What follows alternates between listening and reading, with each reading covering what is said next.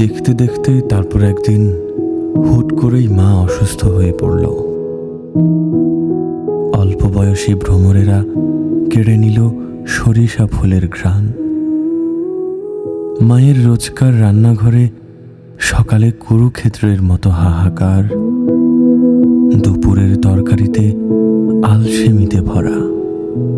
তার কাছে আবার আজও বড্ড দেনা, তার কাছে আজও আমার বড্ড দেনা।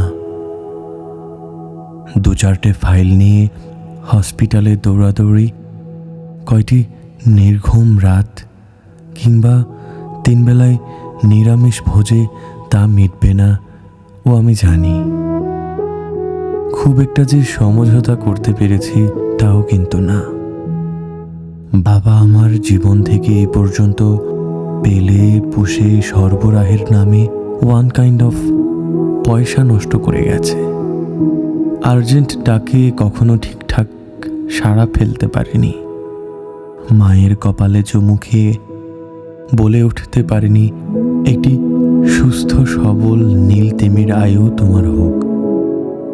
আজকাল কেবলই মনে হয় আমার সমস্ত পথ জুড়ে মায়ের নিষ্পাপ চোখ দুটো এঁকে দিয়েছে ভিনসেন্ট ভ্যান গগ। মনে হয় আজকাল পাহাড়ের বুকে নাচতে নাচতে ঢলে পড়ে না অবিবাহিত যুবতী মেয়েরা। পাখিরাও গায় না রবীন্দ্রনাথ, নজরুল কিংবা অতুল প্রসাদ। দিন যত যায় কেবলই মনে হয় মায়ের মুখে প্রতিষেধকের নামে তুলে দিচ্ছি কবিতায় না লিখতে পারা একটি স্পর্শকাতর দুঃখ, নতুবা অট্টালিকা সমপরিমাণ পাওনার ভাগ। কেবলই মনে হয় মায়ের মুখে প্রতিষেধকের নামে তুলে দিচ্ছি কবিতায় না লিখতে পারা একটি স্পর্শকাতর দুঃখ, নতুবা অট্টালিকা সমপরিমাণ পাওনার ভাগ।